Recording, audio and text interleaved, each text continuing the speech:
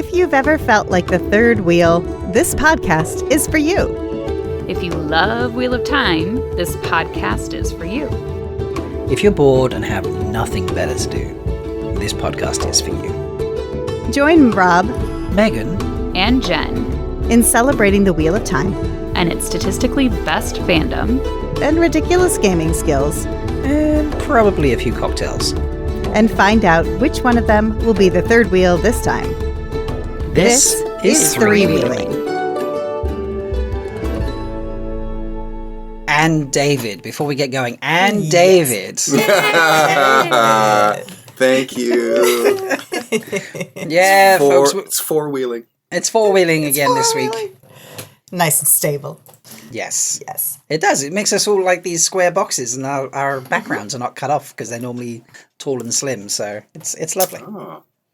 Yeah, we can see all of the awesome paraphernalia behind you, David. It's very ridiculous. Okay, so David. Okay, let me just start, and then we'll do what's been drinking. But really fast. David and I were going to sit together on the couch. We were going to we were going to Allie and Gus it. We were going to be together like on camera, like two different mics. I bought a new XLR cable, and then I was like, actually, no one ever gets to see the back of David's desk. They always see the back of my desk. Like I'm normally in the room where David is, but facing that direction. And I was like, it's sort of the perfect place for David to be today. And we'll tell you why in a minute. Okay. What time is it, Rob? It's time to ask, what's Meg drinking? Okay, so Rob, it might actually be... okay, I'm sending you the link. Oh, okay. I might have done it wrong, because it might be better if you show it in case my internet's garbage. So, Yeah, you sent me a link to your studio. God damn it. Okay. Are we a minute in yet? You're going to have to bleep that. Hang on. Yeah, we're fine. We're enough. That's not even a proper swear word. Okay. Yeah. Plus, the intro gives us I know, you're right. I 49 said a seconds or bad something. word. That's right. My kids are down here. Oh, are they Get calling you out on it? shareable link. Okay. Try that. Meg has made a YouTube video this week. That is introducing this. Okay. Oh, okay. Right. 1 second. Yep. Okay. Oh my gosh, this already looks amazing, and I haven't even pressed play yet. I don't even know what this is. Okay. It's titled "What's Meg Drinking?" A Muppet Show parody. So,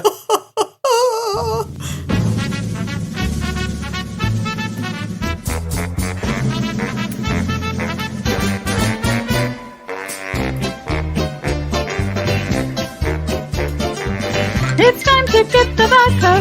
It's time to get the ice. It's time for getting thirsty on three-wheeling tonight. It's time to get the sparkle. It's time to garnish right. It's time for what's been drinking on three-wheeling tonight. Why does Jen just drink coffee and Rob just crack a beer? These basic drinks are torture. I guess Meg will shed a tear. Oh my God! But now let's get to shaking. Why don't you just start shaking? It's time to get to shaking on the most sensational, inspirational, taste-tational, vegetational. This is what we call what's Meg drinking. Yay! Oh, that was unbelievable. That's Megan! really Holy huge. crap. All right, you're taking That the is- lead on our parody next year, girlfriend. Wow, that is literally all. I'm just going to play that every time from now on in the podcast. Like, Yeah. that was Yeah. I called Jen the other day after I finished it, and I was like, I'm giggling so hard, and I want to tell it to you right now, but it's going to be so much better if I wait. Oh my God, Meg, that's amazing. So before this doesn't work anymore, so this is the Ajah Connection. Oh my God. And it's all 7 Ajahs in there? Yeah, the yellow's hard to see though. I can see it. I can yeah. see it. Put your hand behind it. yeah. Yeah. That's it's better. there. Mhm. Okay. Oh my God. That's Yeah. amazing. The Ajah Connection. It's not good though. Oh, it's not good. She says as she takes a big slurp. Okay. But it looks amazing. It's Thanks for very taking one for the pretty. team, hon. So it's a layered. Oh my god, I had to make so many of these because it's really hard, and I had to do research. So in order to get things to layer, you have to have the highest alcohol content on top because it's right, because it'll be less lighter. dense. Yeah. Right. So anyway, and then I was still having a hard time getting the yellow, the limoncello to work. But anyway, it is what it is. So layering, and not really like there's not amounts or anything. No, the purple part, no, it's not. And it's supposed to look more gray, but... That question was a comment from Sherbs in chat. Is the purple part a mocktail? It's not. I realised I put that on screen and didn't actually comment, and everyone's like, what? That was a weird sentence change. Let me see if Come to Violet actually has alcohol. Yeah, 20% ABV. Never mind. But anyway, so layering it, it's grenadine, then the gray mixture that kind of looks purple depending on how well I mix it, is creme de violet and orgeat, which is the almond simple syrup together. Then the yellow is the limoncello, the green is Midori, the blue is blue curacao, and then the brown is dark rum. And then I was trying to do white liqueurs, but they were sinking, but then I had them on the bottom, but then other stuff was going through it. So then Dad had the great idea of whipped cream on top. Oh my gosh. For the white Ajah. Yes. Nice. And being that you are a white, and that's a very lot, and Dad would be white 100%. Dad is like such a white. Like, I mean, he could be a brown because he likes history, but he's white. So the logic of putting the whipped cream on top is very white. It's perfect. Yeah. Yes. But that is the Ajah Connection, because I was trying to think of like how to connect what and Muppets, and I was like the Rainbow Connection, and then I was like, the Ajah Connection. I love it. So yes. Now I actually have another video surprise for you. Oh gosh. Wow. So I'm posting this in the Discord, Rob, if you want to show it. So it's Oh, just in the Discord. Okay. Yeah, so it's just the direct video. So, Meg, did you have to drink each one of the I failed? did. Yes. Yeah, that's...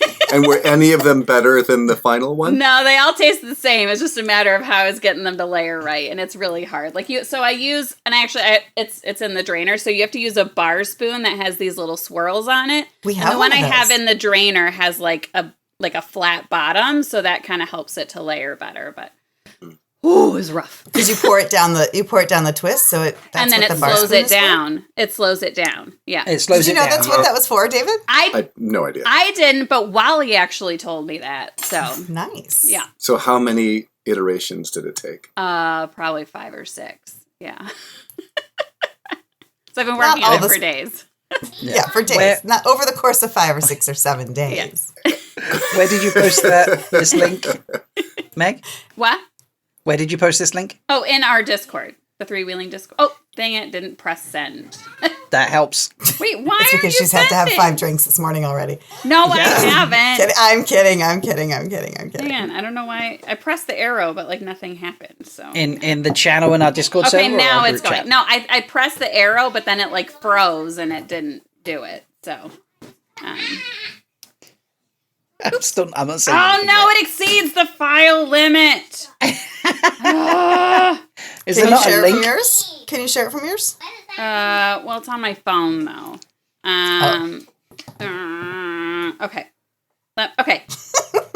Do one of you want to read the 5-star review while I figure this out? Sure. Sure. I can- Where is? We did get Where- It's on Apple. on Apple Podcasts. Yes. Yeah. Okay. Do you want me to read it? I've got it. I think I didn't screenshot it, but I think I can find it quickly here.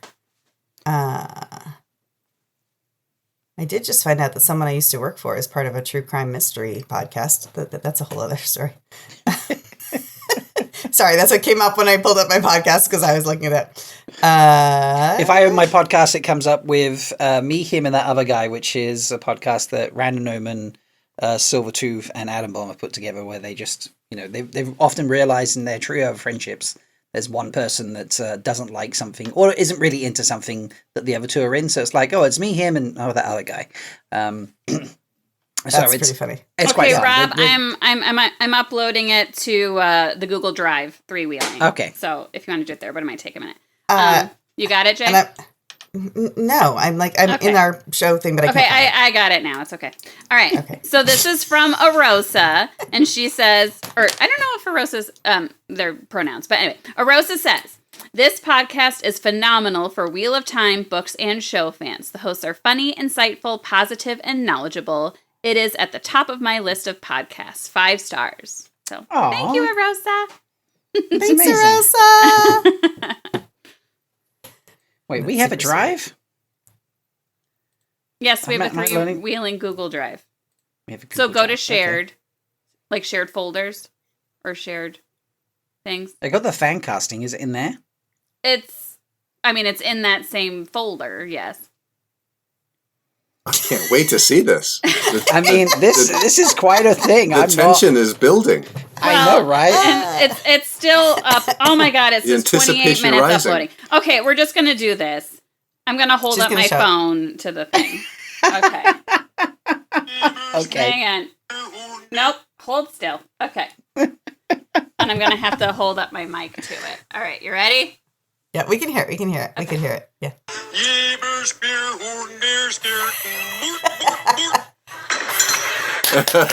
Oh my God.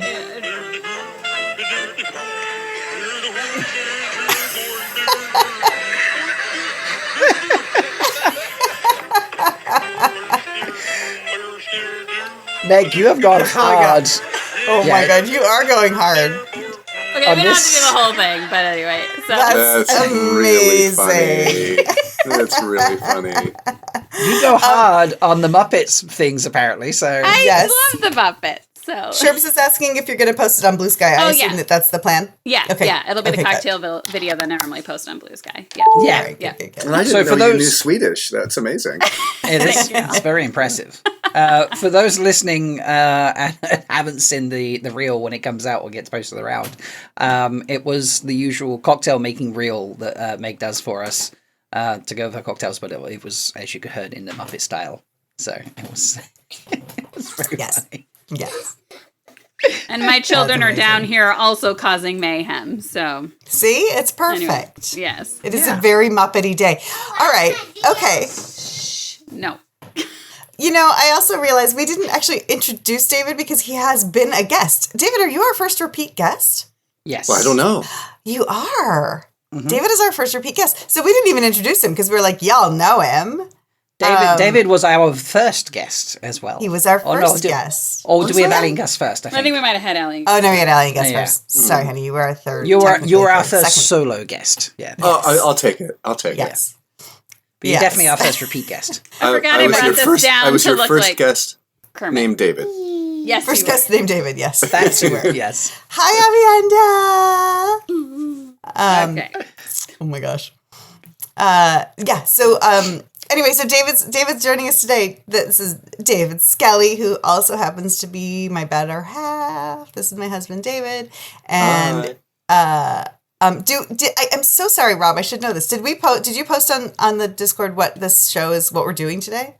No. Or did we not? Okay. So David is a special guest today, which you will find out why. But David is a film and television director, film and television showrunner, filmmaker extraordinaire, who has been in the business even longer than me, which is shocking, but barely.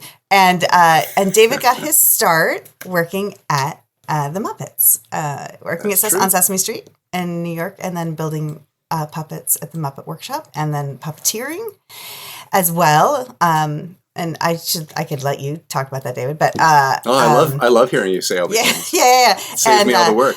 Was trained as a puppeteer by Kevin Clash, who was Elmo, and by Splinter. Jane Henson. And with Splinter, yes, Kevin Cash was also Splinter. That's true. And by Jane Henson, Jim's wife, and Cheryl Henson, Jim's daughter, and built puppets for years. But then also performed in 2 Muppet movies and the Muppet television show called The Muppets.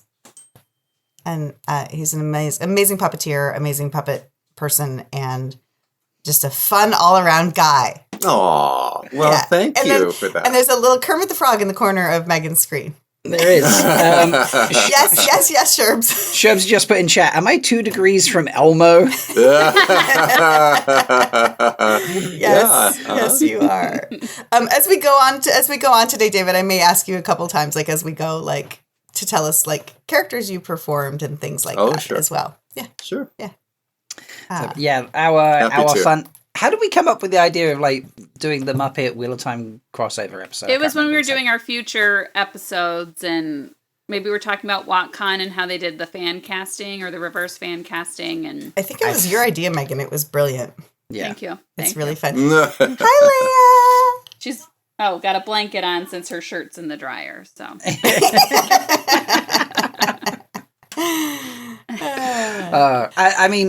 We did miss it, by the way. So I will crack the obligatory beer. Please apparently, do. as it is, it's a stout, man. I'm shedding a tear. Oh. Yes, you shed your tear at my basic drink. At, And I'm having There you coffee go. too, so I guess I'm joining those sad David and I. drinks. So basic. David and I have the coffee, the basic coffee. Whereas I'm like sweating Yes. as I'm trying to layer this cocktail and not be late. Like, Yeah, I know. Well, I was sweating while I was trying to steam our oat milk for our lattes. good job. Good job. there we go.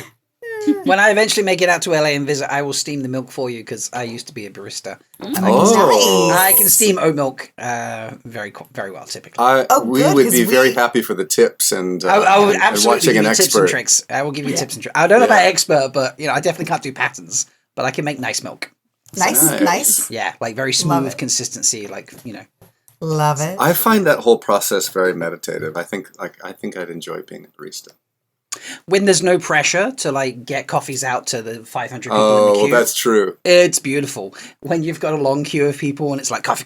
Yeah, it's slightly less pleasurable. Yeah, that's true. That's why I got out of the service industry as fast as I could. I was a neurotic waitress. So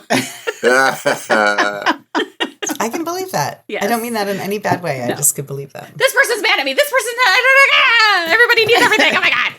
Like that was how I felt every day. Yep. Yeah. But Leia, your daughter, would like to be. She's an excellent waitress in practicing. She just popped on the screen. She just keeps jumping on and off the screen. It's like Meg brought Muppets. your head on Meg the brought countertop. Muppets to the recording today. I was going to say, it is absolutely like we have Muppets down there below the screen. There's always a little bit of a level of chaos in a Muppet production. Yeah. So that's perfect. Yeah. Yes, there we go. This Oh, works that's better. I'm beautifully. not so washed out. There we go. How is my sound, by the way? I see You you sound moving great. your microphone. Oh, I just was moving mine because I this is a new setup for me, and I Okay. I was like, is this a subtle hint that my microphone isn't no, close your enough? microphone is. All right. I would just text you. I feel like I just want to move my microphone now, just for fun. So. There you go. Or is this better? We're all moving our microphones. It's so funny because if you are watching in screen, like there's a door behind we're all me. moving And our there's, microphone. yeah, I know, and there's a door behind David, and those doors are facing each other and only 4 feet apart. We're just in separate rooms because it was easier to not be on each other's background mic. But So how are we? Firstly, 2 bits of news. One, some Say What news. Sorry, Meg, I'm bogarting your segment here. But I didn't tell you about this in advance. That's okay. There is one last banner going up at DragonCon, which is next weekend coming? Not this weekend I'm coming. not sure. So not the current weekend. it would we're at, be 'cause it's now. Saturday. Yeah, it'd be now. So next weekend is correct. Sorry, I forget. When I say next in America, that means the one that's about to start. Not Right. In the UK, when you say next, typically you're saying the one that's next week's I weekend. think most people do. I think I just screw it up. So No, I've had a lot of Americans be like, so which weekend do you mean? Do you mean the one in 3 days or the one in 10 days? I mean, like the one in 10 days. That's the next week. Yeah. Next week's weekend. Anyway. yes, There will be a banner up on, I forget the details, but like Saturday and Sunday or something like that, like 20 times an hour outside DragonCon. So if you're going to DragonCon, please go and take a photo in front of that banner. But yeah, we had some last minute funds that hadn't been spent, and we spent as much as we could on that. So that's a lot of fun. There's a lot of people there. Should hopefully get some attention. And if you are listening and have not got your digital ticket to MalkiriCon, you have 2 days on release day of the episode. 2 days to go and get that. I'm literally putting together last things now. I've got auction items I'm putting up on the website. The badges got delivered yesterday. T-shirts are on their way to the hotel. Like, it's all what's all happening. So, and as soon as I get off here, virtual ticket shops. Well, as soon as I get off here, I'm literally hopping on another call to go to a planning session. So, Oh my gosh. it's a busy day. But yeah. So exciting for MacchiariCon, and wish we could be there. Mm-hmm.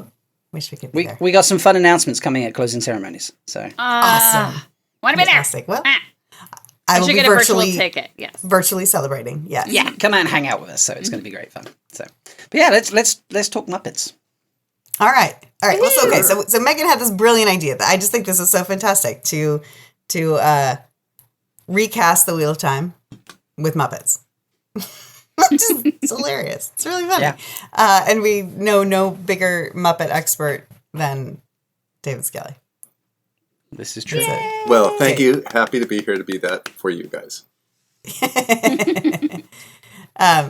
Wait, really quick. Well, wait, no, I'll do it at the end. Never mind. Okay. Ladies and gents, this is going to be like a Muppet, like the Muppets were recording, This is gonna by the be- way, today. Yeah. Yeah. This is So- going to be on point. On point. Yeah. So great. Megan has a whole document. I did not send that to David. Oh, that's a good point. I should share that document. Are we just going to share it on screen? Yeah, I can share it on screen. Oh yeah, we can just share it on screen. That's probably easier. Yeah. I should have that loaded up and then Because Okay, then and our I'm gonna- friends and Patreon can see it. So Exactly. And let me also preface this. And look, David can be in and out of chat, but he is not full book spoilers. So if we get to a character that is like a big spoileraged kind of thing, David is currently in book 5, Fires of Heaven. So just, in terms of like certain things that may or may not happen to certain characters along the way, maybe don't say it out loud where he can hear it. And if it's in chat, just say you're going to put a spoiler and he'll look away. But I don't even know if you're reading chat. Are you reading chat, David? I am. Okay. Then just let him know that there's a spoiler coming. be good. Yes. Yay. So, so this is the Muppet Wheel of Time fan casting. I love it. and we're going to kick it off with discussing who Kermit the Frog would be. Excellent. Well, this is great. And then like also we should keep in mind that, I guess we could go back and change if we really, like if we cast somebody as somebody and then we're like, we get to a new character and we're like, oh my God, no, that person's actually perfect for this. We could always we can recast. Yeah. There's That's good to room know. move. So it's a little bit flexible. Yeah. Yes. Yeah. So who is Kermit? I'm getting either Moraine because he's like wrangling everybody, Oh. or that's funny. Tom because he's also always wrangling the Emmonsfield 5, So Right, like just the right. wrangler of the chaos. The Wrangler who's like, who can't afford to laugh as much as he would like. Yes. Who would like to, if we're going Muppet Show and the chaos of back in the day of Yeah. Muppet Show. Mm-hmm. Yeah, there's a lot of wrangling. I love that. So, Yeah. okay, so just in terms of the focal point of the group, I feel like those are great selections for Kermit, but who would be, I feel like I want to know who's Rand then. Mm-hmm. Mm-hmm. Like going into it? Just going into it, because Kermit as a Wrangler is just right. Mm-hmm. So Yes. if Rand isn't Kermit, Mm-hmm. Like, who would be... who would Well, be Rand? Beaker has the red hair. Or Scooter. Oh, I love Beaker as Rand. He's tall and skinny. That's kind Oh of my Tall God. and skinny with the red hair. And you just imagine him with great power that he doesn't understand how to wield, and he's always getting, but he's always getting exploded. So he's like Yes. blackened with soot and gunpowder face. It's kind of. Yeah, I love that. Okay, well, Beaker is on there, so if you want to jump to Beaker. I love that. This is beautiful. I can't adjust this as I'm going, can I? No, I can't. We'll get there. If we know that Beaker's Rand, then we can move forward. When we with get that. there. So, but that helps me ground the whole cast. Okay. Yeah. Okay. It also opens it up so that, because there's, I think we're doing two things. We're doing physical type casting, but we're also doing like essence fight casting. And I do think that there's something about Rand just running around not being able to communicate with anybody because all he says is me. And that makes me want to do Bunsen Honeydew as Moraine. to constantly blow him up because he's like the one who's always taking like there's a sense of like, paired and training and do this, Rand. However, I mean, I wouldn't say it's a spoiler because David has no context, but I also get Herod Fell vibes from Bunsen. Yeah. He's a scientist that you might meet later in this book. No, book 6, I think you'll meet. So much for no spoilers. Wow. I feel like that was like we're right at the starting point. Or he's a scholar. Yeah. He's a scholar. That's all I feel like Bunsen's vibes are not quite the same level as Herod Fell's vibes. So I don't I get it in terms of like maybe compatible jobs or roles or whatever, but I'm not sure the vibes are there for that. And I gotta say, I do like the Kermit as Tom aspect that Megan brought up at the beginning because like he's an entertainer, storyteller, but he's also unable to do the level of entertaining that he wants to do because he's surrounded by a bunch of idiots who make bad choices all the time, and he has to clean up their messes. And he's also like he's very comfortable on stage. Yes. And he books the talent, on the Muppet Show if we're going back to that place, but.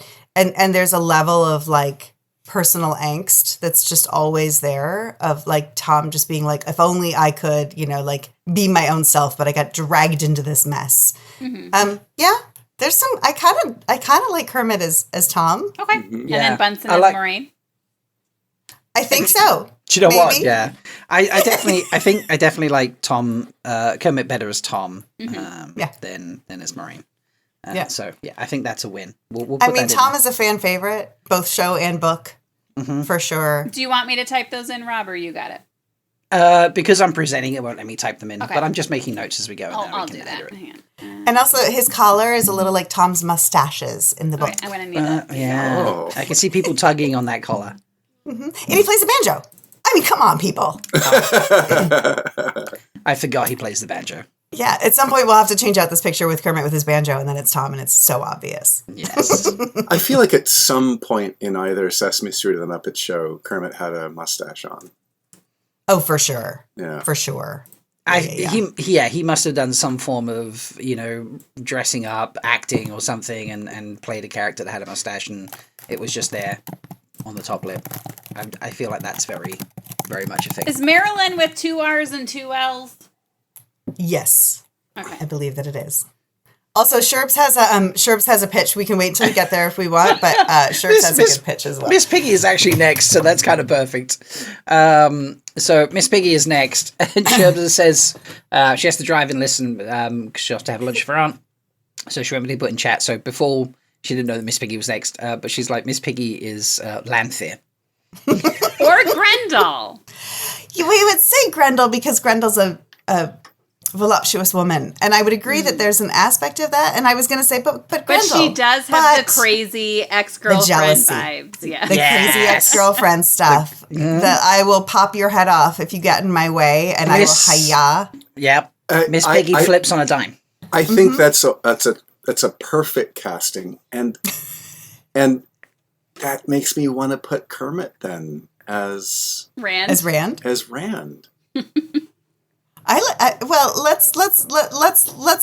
leave it for a second, though. I do love her as Lanfear, but I also... Shall I put both? Shall I just write Miss Piggy and put both, and we can sort of work on it? Sure. As Lanfear and Grendel? Well, you said both what? Lanfear and Grendel, it's like a working... We can figure it out. Yeah. We can come back to it. Because we might tweak some of these based on who we make other people. Yeah, I suspect it'll slide around a little bit when we get to it. Yeah. Once we actually get it done. Mm-hmm. So. Yeah. But there's something about just the way Miss Piggy flips on a dime. Goes from really sweet and innocent to like, I will break you. Very much gives me Lanfear vibes. And not getting the hint when Kermit's like, I I'm really not. I've moved on. I'm, or maybe not. She's like, what? No. That's not how it works, Kermit. No. It's great. Yeah. All right. Speaking of great, we have Gonzo the Great. Oh crap! Well, now I'm thinking about Tom. Well, yeah, Gonzo's the story. No. Val and Luca. I think of Muppet Christmas Carol and I think of Gonzo telling the story. So Val and Luca, yes. though. Oh, Yes. yeah. To be Tom. Yeah, Tom, to yeah. be Tom, like from Muppet Christmas Carol. Yeah. Because he's playing. Jane Farstrider has appeared in chat as an option. Oh, interesting. I- Jane Firestrider is a character that's been mentioned to you, David, that you've heard of, who is a famous in the show they say it was Egwene's favorite book, but in the book they often talk about this book of Jane Farstrider as he's a great hero. adventurer and a hero and stuff like that. Yeah, Right. That's really fun. Rand found that book in the library, right? Yes. Mm-hmm. Yes. Yeah. In Tarvalon. Yeah. Also, but side note, I have to say, Muppets Christmas Carol has one of my favorite lines from any sort of like child style movie ever, and it's like the lamp, not the rat, like the lamp, not the rat. I knew exactly what line you were going to say. That's such a Rob line. I don't know why, but it's the way it amps up as it goes. Yeah, sorry. I can't see Gonzo not think of that line, But what about Val and Luca, though? Okay, so Val and Luca, David, is a character I have been lobbying to have killed from the show or not put in the show at all. And Megan and I have been in well, you kind of won that now because there's no a fierce battle about that. That looks like maybe I won. And he is a circus ringmaster Who thinks very highly of himself. Yes, and you know that there's a circus that comes up, but Gonzo doesn't think highly. Okay, now David and I are a little bit biased in this exact moment because we just watched Muppets from Space last week, which is really the only Gonzo-centric story among all of the Muppet movies. Muppet TV show probably had some Gonzo-centric things, but it is the most Gonzo-centric. And so when you say yes, Val and Luca thinks very highly of himself, and Gonzo, while he definitely belongs in a circus for sure, is very humble. He is very humble, which makes him less Val and Luca for me. David, take off your headphones for a minute. Oh, all right. Well, you're going to have to signal me when I'm supposed to put it back on. Yeah, all right. yeah. So spoiler time, right? Yes. Yeah. Or you just want to talk about me? No. Yes, just talk about you. Okay. All right. They have a text channel for that, I'm sure. So also Gonzo's very much trying to get Camilla all the time feels like Val and Luca always trying to get Nynaeve all the time. That's fair. That's fair. Okay. That's fair. Okay, can David put his headphones back on?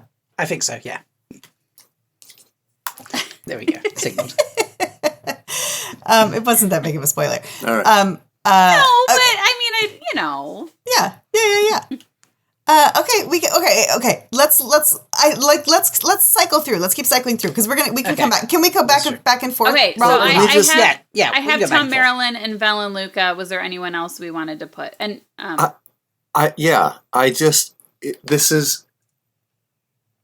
This is a little bit of a stretch, but I'm just going to throw out Matt. oh, Oh, Because he's a little bit of a weirdo. uh-huh.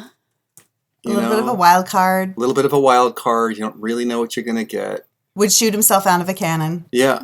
Yeah. Humble. Yeah. Oh, that's yeah. Keep that in there. Okay, so wait, I had children asking me for popsicles, and I had to say no. Tom, Marilyn, Val and Luca, Matt Cawthon, correct? Yes. Okay, Yeah. so I have all three of those down. Okay. Okay. All right. Great. We're getting very, I feel very professional from Meg, where everyone's getting their full name, apparently. I just keep saying, like, Matt or Luca, or Tom. All right. Camilla. Camilla the chicken. I know where Megan is going with this actually now. Yes. I know. And I don't like it. I don't like it. So I think Megan is leaning. No, I'm not even going to say it. I'm going to make you say it because I'm not going to put that out in the world. Go ahead. No, I won't. I don't want to say it because I don't want David to get any No, ideas. it's just not. No, but their personalities don't really match at all. No, they kind of do. That's the Oh, problem. they do? Do they? What are you guys talking about? that Nynaeve is a chicken with her head cut off, running around being like, is what Megan's getting you're at. right. Oh. Now, again, not show Nynaeve as much as book Nynaeve. Like book Nynaeve, Yeah. I mean, and David is very familiar with book Nynaeve, so Yeah. But in book Nynaeve is a little bit like a little squawky, a little running aroundy, a little like there's an aspect of that. But Camilla might belong, and Camilla, I guess, maybe running the women's circle if the women's circle is all the chickens, and Camilla is the leader of the chickens. There's that. There's some of that. Well, there's Camilla and Gonzo kind of go together. Yes. Right. So that relationship would have to make sense, I think. So Potentially. I think that whoever Camilla is might steer Gonzo. Right. Or vice versa. And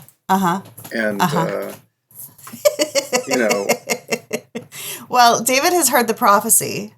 David has actually already heard the prophecy that the Finn, or maybe it was that the eelfin or the eilfin, I don't remember which Finn, told Matt in Ruidian, I believe, which said to marry the daughter of the 9 moons. We're saying Camilla is the daughter of the 9 moons? Yeah. Yeah.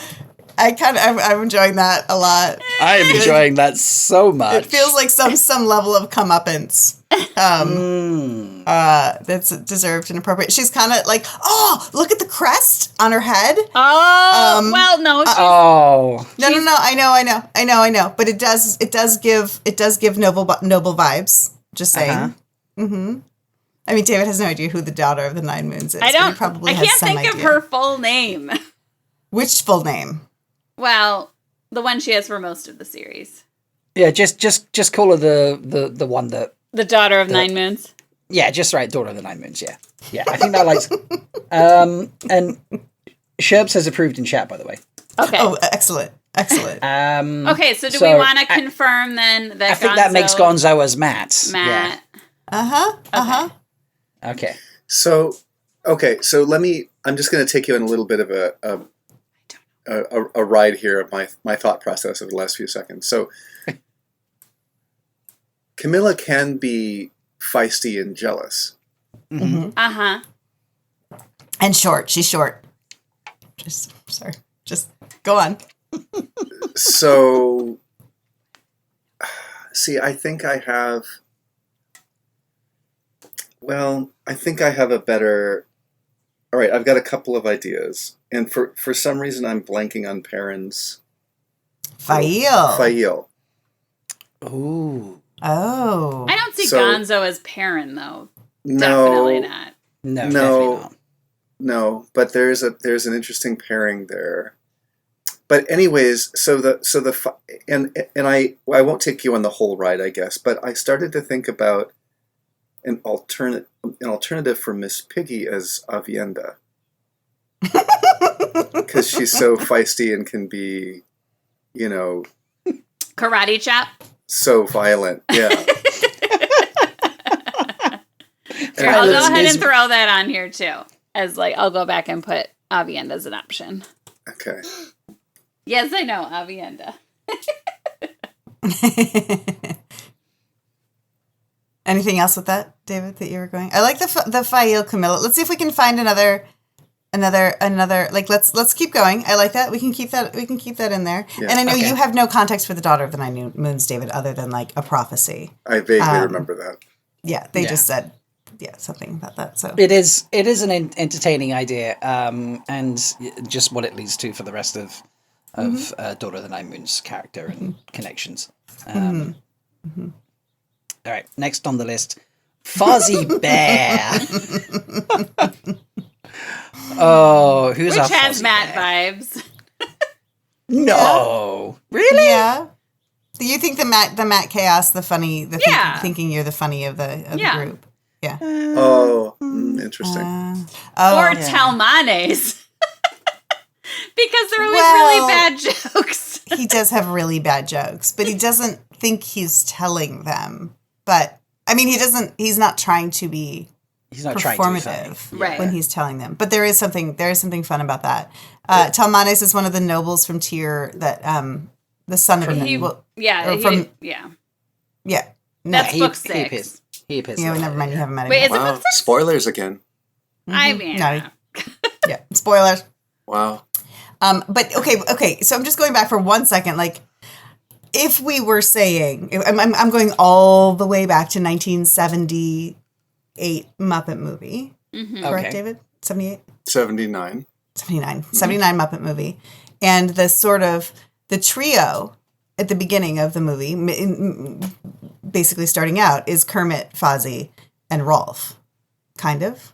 Well, they meet Rolf on the way. And this is not really part of the trio. Never mind. I was like, if we're talking like Kermit, Fozzie, and Rolf as being like the 3 boys from Mayman's Field, then this is definitely Matt, and Rolf is definitely Perrin.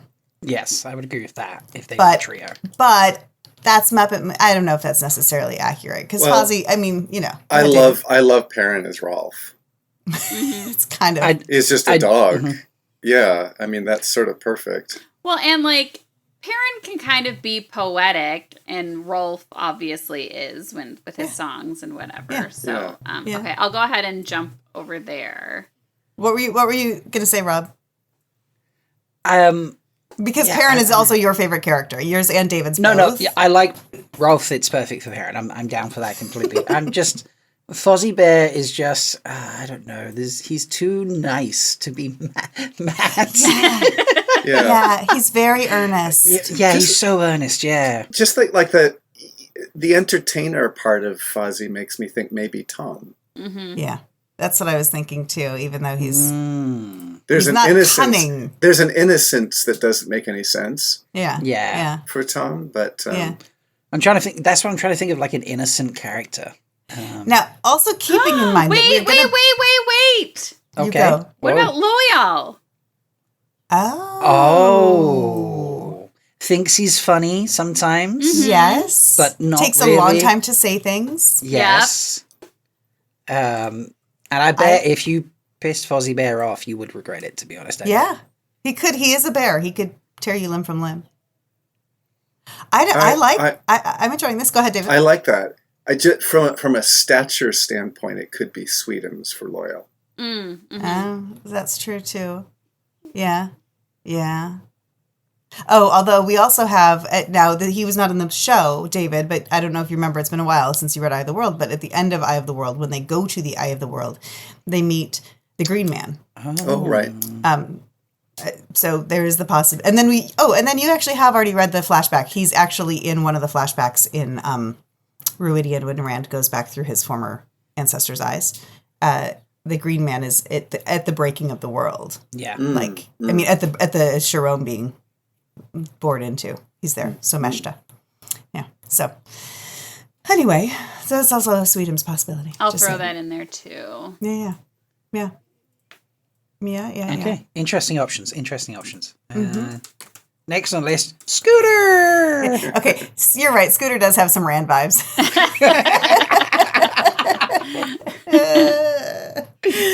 Young and innocent, who actually doesn't know what he's doing, but farm boy vibes for sure.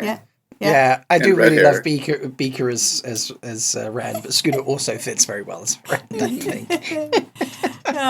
Scooter, in some ways, I mean, it's funny because Scooter has, to me, Scooter has, I think, evolved and changed in some ways. In the original Muppet Show, when Scooter was introduced, he's the nephew of the guy who owns the building. So he's a Nepo baby right off the bat, but has very much come into his own and is his own person at this stage of the game. Fits even better for Rand because he's kind of a Nepo baby I know, anyway, he really. is. He really with is. his actual lineage that we've started to explore, where David's up to, and his lineage within the village because his father's on the council and Tam's all this, great, great with the bow and the staff and all this. He's a very most eligible bachelor. Eligible bachelor. He's basically the Nepo baby of the Two Rivers, apart from Egwene. So. Yeah. Okay. That I was just going to say that apart from Egwene. So here's what we're going to run into, this natural problem that I think we're all going to have, which is 98% of the Muppets are male characters. And 100 of them are portrayed by 99.9% of them are portrayed by male puppeteers. So we won't naturally see somebody and say Egwene or Nynaeve or Fail. We got to Camilla and we got to, but like, so keep in mind that we can cross gender some of these, and like some of our male, like, does Scooter have, he's wearing, I don't know, does Scooter have Varen vibes? Varen like, yeah, vibes? or like, Oh. you know, I'm just saying, like, is he, there are a lot of Aes Sedai. Oh my God! Now you said Varen, I kind of see Varen. kind of like, you know, like seems a little daffy sometimes, but like really kind of actually on point on certain things, and like, you know, and then, a little behind the scenes. You obviously, know, like, without giving spoilers, like the rest of a story, I feel like I could see that fitting with who Scooter is. You know, like the way her story works out. I could see Scooter going down that sort of path as well. Yeah. Yep. Yeah. Yeah. Okay, so Varen Mathwin. Maybe. Yeah. Varen Mathwin. I love you, like, pulling out everybody's full names. Yeah. Scooter. Just Scooter. Well, I'm not as Mathwin. familiar I'm with just everyone's kidding. last names in the Here's a question. Do any of the Muppets, like, you know, you've got like Fozzie Bear and Miss Piggy, some of them have 2 parts to their name, but do any of them have last names, David? Or are they just like Kermit? the frog.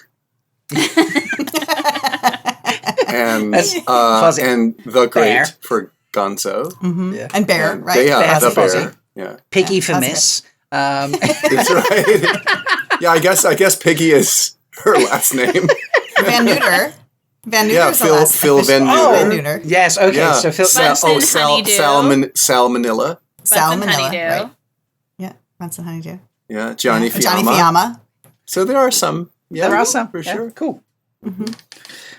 Just it was the way that Meg keeps saying the Wheel of Time last names. I was like, how many Muppets actually have last names as well? So yeah, I love it. Okay, who's next? awesome. Oh, Ralph. I think Ralph. we're all there. I think that's an it's easy one, right? Perrin. I think It's Perrin, man. That's gotta be. Yeah. He's the gentle, gruff, you know, maybe doesn't say a lot, but like, yeah, I think it's Ralph. Okay. That's without question. And I think then he's Perrin, he's book right? Perrin, show Perrin, Perrin. He's Yeah. really, Perrin, that's just Perrin. like, Perrin. It just everything about that fits. yeah. Bunsen. So is the piano Fail?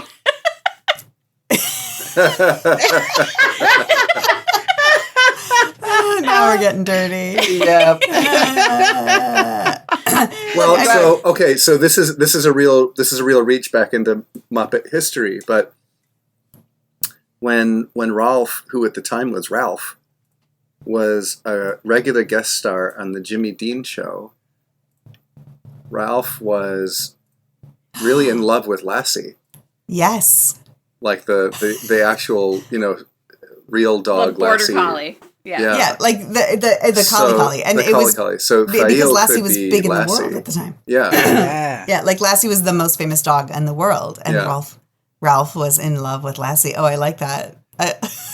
Fail That fits because Fail's secretly royalty anyway, so you know. Yeah. right? She's yeah. secretly royalty, and she's also like, I mean, she is a herding dog. Like Fail is definitely, she has herding dog energy of like, you know, gathering the sheep and like gonna make a plan and gonna go do something and like gonna get it done. And oh, I love this. I love that So- we're going outside of the Muppets and calling. So Fail we're adding Lassie. Lassie as Fail. We're just adding that in the mix. David, you haven't watched the parodies yet because I'm still like curating your spoiler-free parody list. But there were 2 separate parodies this year. I think just 2 that focused on how in the books everybody doesn't like Fail, and now that we have show Fail, everyone thinks she's everybody's favorite character. There were 2 of them. It was Bane and Shead and I want to Tori, say Terry, right? but Tori. And Tori. Yeah. Yes. And they're so great and they're so funny. I want to say this. David is like, what is your problem with Fail? She's great. I love her when he was reading the books before he even met show Fail. Oh, really? So, like, Yes. Rob is on your, Rob is definitely on your team, David. you guys are always the like, same. She's rad. Like, especially once you get past the Battle of the Two Rivers stuff. Well, not past that, but like once you've got back to the Two Rivers, I feel like from then on, RJ kind of knew what he was doing with her, and he's like, oh, I'm going to stop treating her like she's a 14-year-old girl that I don't know how to write and make her a slightly more mature woman that I still don't know how to really write, but is much better for the character than making her this stupid, spoiled, ill-behaved child. And you know, the amount of times I said to people who like don't like her in the books, I'm like, but if you met her at the Two Rivers and didn't see the stuff prior, what would she be like? And they think about it, they're like, oh, I probably like her a bit more. And what did the show do? They made her more mature. They didn't make her a spoiled brat, you know, immature child or anything like that. And suddenly everyone loves Fail. And I'm like, yeah, she was just, he wrote in this very young child type character that didn't fit. And he kind of looked at it and thought, oops, I've got to fix that, and fixed it. Yeah. And then she's great. You know, so. I think that's fair. But you know, we didn't get to explore in the books anybody else's like young love, adolescent romance. Like we didn't, you know, the kids were kids, but then they're thrown into these like worldly situations. And so we get a little bit of that here and there, like with characters like meeting somebody and getting fluttery, but like really that sort of like early relationship when you're like, no, fine, I'm going to just not do what you want. Like whatever. It's just, I don't know. It's the only place we really get to explore that, I think, to some degree. And then we do it with adults and then it's just boring, but okay. Yeah. But yes, those Fail parodies are great. And I'm glad that you enjoy hearing the books. I do want to show, I want to show those both to you, David, because they're so great. They are.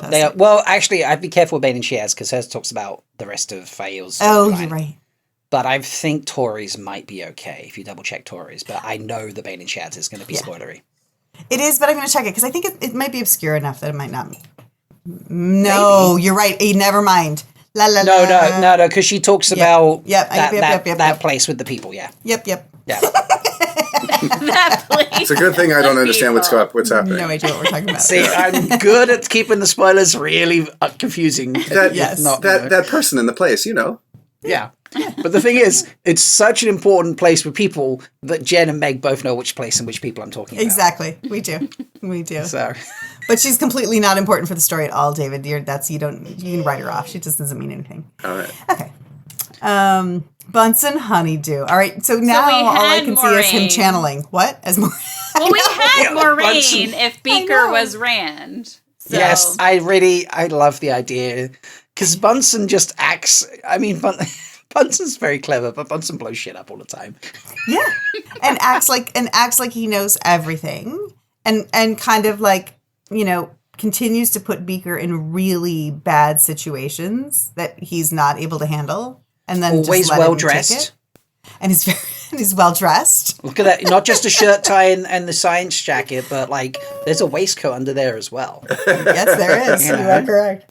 So Bunsen got some style going on. Mm-hmm. You know? Mm-hmm. Suspenders, maybe, to match Maureen's? No, not with a waistcoat. You don't need suspenders with a waistcoat. I know that. I did it once just to be like, I have all this stuff, I'm just going to wear it. And it was so stupid. I was like, whatever, too late now, you know. Is there anybody else that Bunsen gives us immediate vibes for that we're, like, missing? Megan, I feel like you had somebody in mind. Well, I would just say, like, some kind of brown Ajah or something. Or you were saying Herod Fell or a Varen. Yeah. Some sort of scholar type person. Yeah. Agenor. Bunsen making Trollocs. That's pretty funny. That's pretty funny. I think we should put that on the list as well. And then would Beaker be all the Trollocs? And Beaker is the only Trolloc remaining. So Beaker is Narg. You met Agenor at the Eye of the World, David. He's one of the two Forsaken that we meet right at the beginning of the Eye of the World, who immediately die. Yeah, right. And it was Balthamel and Agenor, but Agenor is known as being the Forsaken who dabbled in science and created all the Trollocs and the hybridized. You know, he made Myrddraal too, right? Myrddraal, yeah, by accident. He made Durkar, he made Dark, all the Shadowspawn. He made all of those. Like he literally experimented and created all those. Although I do want to say we do have Phil Von Neuter out there. Oh, Phil Von Neuter would be great for that. Phil Von Neuter is. No, if I have that in the list. So he might not be in the list. So Phil Von Neuter is like the he's we'll just put Phil Tales from the Vet. And he's kind of like Frankenstein, as in not the monster, but like and Mulch, like the monster too. And Mulch is Frankenstein. He is Mulch is Narg. Mulch is Narg. Mulch is Narg. Okay, do you have access? Okay, Mulch is Mulch spelled like Mulch? Sure, I'll go ahead and add a slide as Narg. Okay.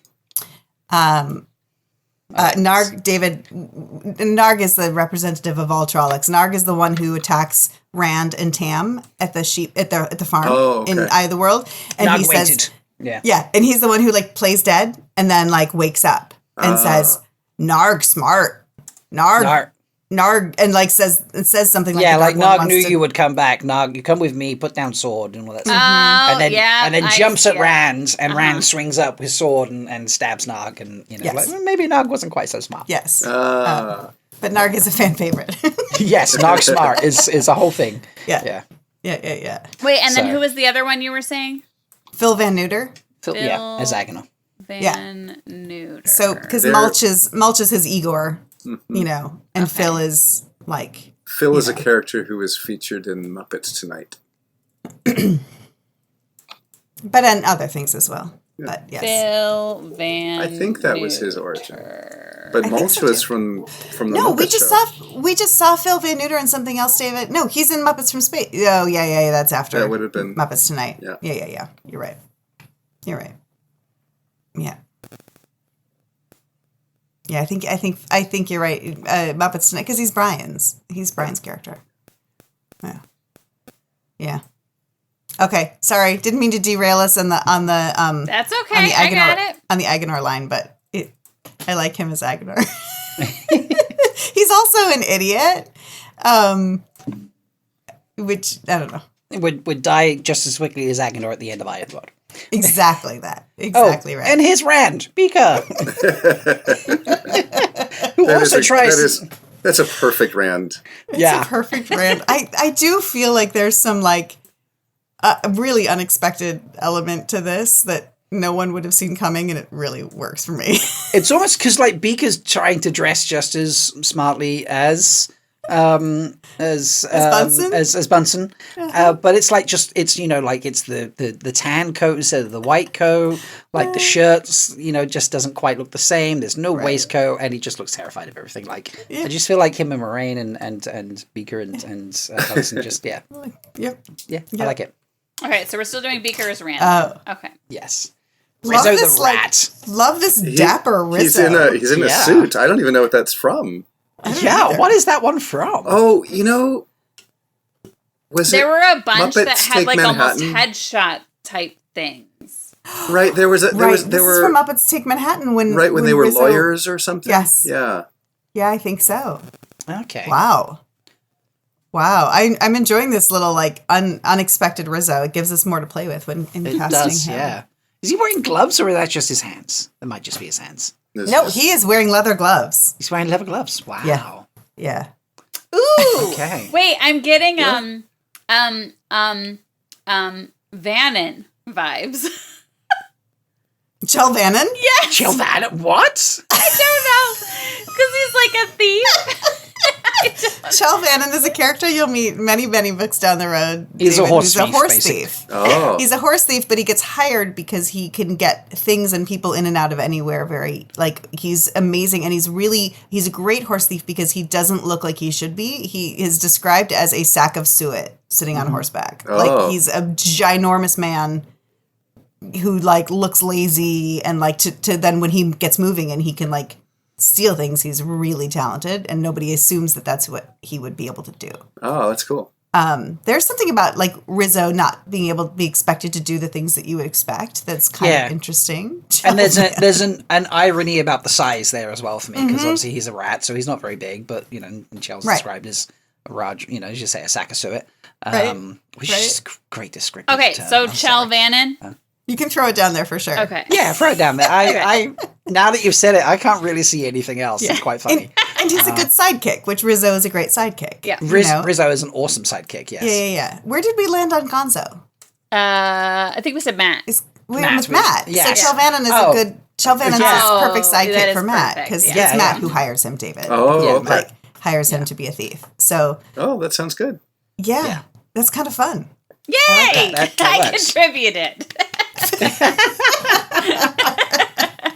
You've been contributing all along. It's just that, like, if you don't win, then you feel like you haven't contributed. Yes. Yeah. All right, here's one of my all-time favorites. I love Pepe the Prawn so much. I love Pepe. I always forget he's a prawn until I see his name, and I'm just like, oh yeah, he's meant to be a prawn. Just like some crazy Muppet with 4 arms. This is kind of how I get the vibe. So, David, I may need to watch Letters to Santa tonight. Yeah. Oh So my gosh. there's a lovely made-for-TV film called Muppets, the Muppets Letters to Santa. And Wasn't Pepe, that at your local post office? No, I don't think so. I thought What, it was. shot there? Yeah. No. But Kirk directed it. Yeah. And at our local post office, I don't know, maybe should we go watch it again and see when they go to the post office? Anyway, it's there's a scene where Pepe goes to try to get a plane ticket to the North Pole, and he goes to North Pole Airlines or something, and the woman behind the counter at the airlines is Uma Thurman, and Pepe instantly falls in love with her. This puppet is like Fair. this puppet is the least puppetable puppet of almost any. He's just like, look at him. He's literally a stick. He's a rod puppet. David, do you want to describe how he works? Well, sure. Yeah, he's just a rod with a little. You can sort of swivel him inside to rotate his body, and there's a little pull string for your forefinger, to open and close his mouth. So as opposed to other Muppets, like Kermit is very soft. You can like make facial sort of expressions with him, but like Pepe, you can't. Just the mouth flaps, basically. Yeah, and then just his twists. hands are on individual rods, so you Right. can but most of them they're tied in. And anyway, Bill Beretta, who is the puppeteer of Pepe the Prawn, who is, in my opinion, the best puppeteer on the planet, and one of the best puppeteers ever. Like in terms of Muppet style puppeteers, like his skill is unmatched, and he's many characters. But he does this thing with Pepe, where Pepe is like falling in love with Uma Thurman behind the counter, and he's just there in the background. Everybody else is talking, and he's just there in the background, like rubbing the countertop with his hand, and it is like the most evocative. That is so creepy. It's so wonderful. It's so good, and it is one of my favorite pieces I just of puppeteering imagine. ever. I can. I've never seen this, obviously, but I can visualize Pepe's hand on the Yes. countertop and Yes. that voice So- as he just sort of like stares at Uma Thurman. That gives me Val and Luca vibes. Oh my God. Pepe is Val and Luca. Unless, David, there's somebody that you know that you're like, Pepe is definitely this character. He's very Val and Luca. Val and Luca is the circus master. Great. Yeah. Great. I'm loving this. Pepe and I can Yeah. imagine Van Luca feeling like he has four hands at certain occasions. Yeah. And acting like he has four hands. Yes. I like this. Confidence from nowhere. Yes. Okay. Very memorable voice. Yes, that's great. Oh my God. Oh, this is what inspired it. Or this came out after very quickly. Light Blindfold said, yeah, Light Blindfold said Paddin Fane would be animal. Yes. Straight off the bat. Yes, Light Blinded Fool isn't in chat today. No, he's not, sadly. But yes, that is where it came from. That's really funny. Oh, I like that. David, what do you think? What are you feeling on that vibe? Oh, that sounds great. Yeah, I love that. Very much a loose cannon. Probably should be kept on a chain. Yeah. Yeah. I have to say Paddin Fane has really richened for me. I know none of us are happy with none of us feel like we got enough of him in the show. His portrayal is so wonderful and creepy, and I love how loose he is. Like, Yeah.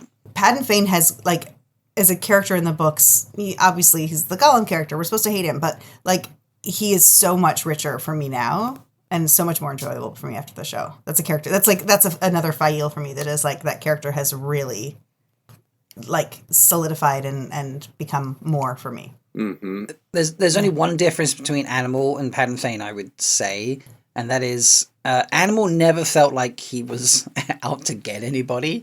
Animal was just like, I'm going to just have fun and do whatever I want to do and bring that chaos element, but, I'm not out to actually be, mean and nasty to people, whereas Paddin Fane's obviously a little bit the opposite of that. But I think I can scoot past that myself, and I like it. I don't see anyone else really taking the Animal vibe. Yeah. Yeah. Meg, anybody else for you? No, I mean, as soon as LBF said it, I was like, that is what it is. Like, Done and done. yes. This is like when we decided that Ralph was Perrin. Yeah. Yeah. So Right.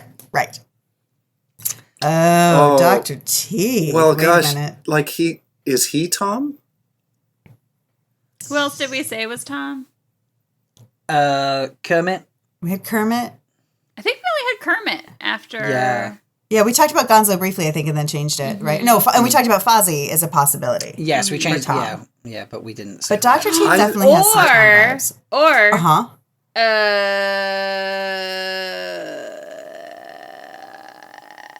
I'm trying to think of spoilers. Is it time for me to take my headphones off again? I think you're probably there. Well, just say it, and then it doesn't matter if he does. If he does, he won't know the character name. Asmo. Mom says as Swan. Oh my god! I mean, I honestly. So this is one of the Muppets I'm not familiar with. So I don't know Dr. Teeth's character. He's the head of the Mayhem band. The band. The band leader. Oh, he's the head of the band. Oh, Yeah, Swan and fits plays for me, yeah. keys. So that's why I was saying Asmo. Oh. David knows who Asmodean is. Okay. Remind me? Yeah. Asmodean is the Forsaken who is pretending to be yeah. Jason Tail. Yeah. Yeah. Mhm. And who then Rand, like, at the end of the book, Rand, like, captures him and says, "You're going to teach me." Mm-hmm. I don't think Asmodean's as flashy as Dr. Teeth has given me here. Oh, interesting. But there's some Gleeman vibes there. Swan, Mom, can you say in chat or on text Elaborate, yes. Elaborate on the Dr. Teeth as Swan? I mean, unless Dr. it's Teeth too spoilery. does what did you say he played? Keyboards. Keyboards. So I don't know. Okay. Yeah, he's a bit of but he is the leader. He's the leader of the Mayhem. I mean, so there is some, the head person of the Mayhem. So there is some like Amerlin in charge of a group of, like we haven't gotten to Janice yet, but I can't wait to get to Janice. I don't know where I know who Janice is. Never mind, I'm done. But well, yeah, actually, with my Janice, Dr. Teeth as Swan really works. So who's your Janice has Liana vibes for me. Okay. I know, maybe not for everybody else, but y'all are looking at me like I'm crazy. Don't you want to see Janice take her staff and beat somebody's skull in? Sorry. I'm sorry. Sorry. Too far. Dial me back. You can cut that out. I mean, in this case, Janice would be Moraine. Oh, if Dr. Teeth is Swan? Because of their relationship. Yes, but Swan's right-hand man is Liana. She's the keeper. The keeper, Yeah. I don't know. Well, we haven't got to Janice yet. Anybody else for Dr. Teeth? And also, David, I don't know about you. Is your room, do I need to turn the AC on? Or are you okay? I'm fine, but you do what you need sidebar. to do. No, I'm good. I've got a window open. I'm fine. Okay, so what are we saying? So Swan, Asmo, Tom. Definitely not Asmo. Yeah. So you can throw those in. Swan. Yeah. It's kind of funny. Okay. The latest series, the latest Muppets TV series is Muppets Mayhem, right? Am I missing the name? Yeah, that's right. That's the right. Yeah, Muppets Mayhem, and it's about the band releasing an album for the first time because they've never released an album in all of these years and like trying to get a recording deal, and it's delightful. It really is wonderful. It is delightful, and it's definitely like a great exploration into those characters a little bit more. Yeah. That sounds hilarious. Yeah. All right. And so then there's Janice. Janice is Liana Sheriff. Yeah. Well, only if y'all are down for that. I don't know. David's leaning towards Maureen, I think. I don't think, no. Janice is too easygoing. Maureen is like, and frankly, Liana in the show is very much Liana up until this point. David has gotten to the end of book 4. I mean, David's gotten to the stilling. Mm-hmm. And so, like Liana immediately, like he's, and they're with Logain and they're traveling, and Liana is like, much more like, hey, we got to figure this out and like, go with the flow. So her character kind of evolves a little bit, David. So in the show, she's really like pre-stilling Liana, who's like clip, clip, clip. And then she starts to chill out a little, and I can see her meditating on pillows. Nice. Zoot. Zoot. When I was a kid, I played saxophone. Zoot was I still kind of play, but Zoot was one of my favorite Muppets from Muppet Show. I loved him so much. And he's very chill. It's very So chill. now I'm getting Asmodean vibes. Oh. Okay. Yeah, I could see that. Yeah. Because Asmo's kind of chill. When like even with some of the things that happen, he's still just kind of like, well, I figured this or I figured that, like. Yeah. I wonder. Yeah. Oh yeah, don't forget Lan and Logan. I wonder if Zoot could be a warder.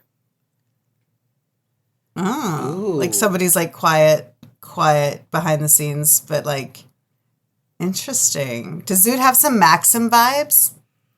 We know Maxim from the show much more than we ever knew Maxim Alana's didn't second exist order. in the. Maxim's I know, not. that's in what I mean. there, We didn't. Yeah. Like her second order was just gone when we kind of got to know her. And Mom is saying Logain. Mom likes the hair. Zoot's got the Logain hair going on Sure. for But Mom. Logain is not chill. He is now, kind of. I mean, think about him look, I'm sorry, if we're just talking about physical casting with the shawl over his shoulders, it's like Logain wearing the blanket around himself for in the sure. Kyrianan Yeah. thing. You Yeah. know, like Yeah. physicality. There's something to that. And I could see that Zoot would have this, could just be eating soup and then, like, break into maniacal laughter and, like, you know, or blow your head Yeah. off. I can kind of roll with this. Yeah. Okay. Yeah, I can, I know. I'm not Nice, opposed to the Asmo. Thanks, Mom. Yeah. Asthma or Logain, very different, but also both fitting, I think. Yeah. But I do like the Warder aspect too. Yeah. And I like the Asmo aspect. Okay, so Yeah, we I don't- mean, I would say let's go ahead and go Logain. So Logain, Ablar, because that actually fits. David headphones. Okay. That fits more with traveling with Suwan and Liana. Oh, that's true. Yeah. That's okay. true. Well, he's there. He's They're there. Why traveling has he got the together. headphones off? I didn't remember. Okay. Yeah. Sorry. She was just saying, you could have heard it. She was just saying that if this is Logain, it fits with him traveling with Swan and Liana, and that's where you are. Oh, right. Because they're currently traveling together. So, yeah. So does that make our next one Min? Let's see. Floyd Pepper? He does like embroidery. Does And like embroidery. Min continues to evolve her relationship with embroidery as the books go on, David. Because as you know, she was thrown into a dress against her will. Is Floyd full of like wisdom, kind of? Like I feel like he talks. Yeah. Sure. He's Yeah. got his own kind of wisdom, his own kind of worldliness. So do we want Yeah. to say Min? Do we really want to say Min? We can definitely play that. I don't mind that. Yeah. I mean, he very much loves his facial hair situation, and that's quite red. And you know, And alternatively, let me just throw this out there. I'm just thinking about like all the warders sitting by the fire together. Maybe the whole band is the warders. Oh, interesting. So which Well, one he would definitely be has some- Lan? Dr. Teeth? no. He's too groovy. Oh, no. Well, Zoot doesn't. I mean, if you go back to Zoot not talking, like Zoot doesn't say much. Oh. In the books, Lan doesn't say much. Mm-hmm. And there is something about that just sort of like, Okay, so Zoot could be Lan. there's a little of that. Janice, Janice is Maxim. Maxim. A little into her the way she looks. I mean, and- she isn't and- really that much into the way she looks. Dr. Teeth would be See Steppen? Now I'm sad. Steppen. Oh, that's very sad. I mean, Steppen in that first band of warders in season one, Steppen Yeah. is definitely kind of the elder. Yeah. Yeah, as Mom was saying, Janice with long hair fits Maxim with long hair. Right. Right. I don't wonder how Taylor would take to that. I think Taylor would be fine with that. Janice is cool and So- has some chill vibes. Floyd Pepper. Who's Floyd Pepper going to be? Well, actually, Floyd could be Yvonne because Yvonne dropped some knowledge. You know, when he's sitting with Lan at when Lan is with Alana's family, and they're sitting there talking, and Lan is like, "This is what Maureen said. She hurt my feelings, man." And Floyd's like, "Dude, like, all I want is dessert. All I want is to save the world and dessert after, right? Yeah. Right? You know? Yeah, I have a late breaking idea of characters we've already passed. Okay. Okay. So, what's his name? The really bad white cloak. Eamon Eamon Balda. Balda? So, what about Gonzo is him, and all the chickens are white cloaks?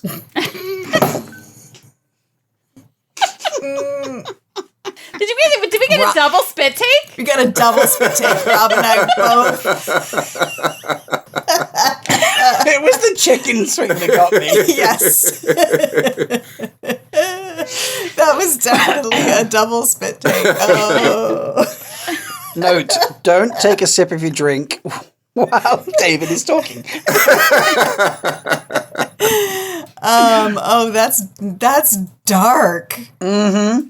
But also fitting. Yeah. I mean, wait a minute, because now I'm just like I'm seeing like Gonzo trying to be super evil, and like burning women at the stake and stealing their rings and like all of the horrible things that he's doing, but doing it with like Gonzo's like Gonzo-ness, and then the chickens just being like around him. So does that make Camilla Dane Bornhold? Oh. Dane is the one who's friends with Parrot and calls him Two Rivers, Oh, right. And he's kind of like the only white cloak that stands out, really, it's certainly in the show. Yeah, anyway, at for this sure. point. Yeah, definitely. Camilla Yes. being Dane Bornhold and being friends with Rolf for a hot minute, and then Friends with kicking him Rolf to for the a curb. hot minute. This is great. Now I just want to figure out who Avienda is and watch her kick all the chickens' asses. Like, I want to go back and see the white cloak scene. That's amazing. Okay, so I just see chickens flying everywhere, like in feathers, the way they used to do it in the old Muppet stuff. Yeah. in the background, Meg is furiously retyping everything. Well, I'm just adding doubles, so That's fine. That's fine. Yeah. I fine. don't think we have to be 100% definitive No. about any of this. No. This is all true. sparking conversation, and it's delightful. the the Swedish Swedish chef. chef. I mean, Laris. feels like an easy one. Laris is the mistress of kitchens who helps Min. And Remember, that at was- Tarvalon, and she's large, and she carries a spoon around, and she hits all the undercooks with the spoon, and then she helps them escape from Tarvalon after Liana. But you know and what? Swan are stilled. I want to say Chelvannon. We're back to Chelvannon and the sack of suet riding on the horse. Yeah. Because I'm like, you would not expect Swedish Chef to be a secret horse thief or anything like that. No, And I've got to be true. honest, what he seems to cook, I'm not sure that's going to work out well. Chelvannon doesn't really seem to cook ever. I don't know, like that's a very wacky one. I'm sure we can find a better pick. David, is this the first? Oh no, you played Zoot as well. I was like, David has puppeteered Zoot, the saxophone player, and David has puppeteered the Swedish Chef. Mm-hmm. I think so far, though, of everybody we've been through, these are the only two so far that you've puppeteered. Is that correct? It's yes, I think that's right. It's strange for me to see this Swedish Chef that's posed for a photo because he's got foam hands. Swedish Chef has human hands. Mm-hmm. Every other time we right. see him. Yeah. Yeah, like actually human hands. Like Right. some of the characters who actually have the ability to manipulate things with their hands have a human hand in a glove. But Swedish Chef has always it's Actually actual has- hands. Oh. Yeah. So how do you puppeteer the rest of Swedish Chef? Are they not your hands? So if there's just one live hand for the shot, then the puppeteer's right hand is in the body manipulating the head and mouth, and then that person's left hand is through the left hand of the Swedish Chef. But if Chef has got to do some cooking or whatever, then an assistant puppeteer will be behind the primary puppeteer with both of their hands through the sleeves so that they can whisk and hold a bowl, Right.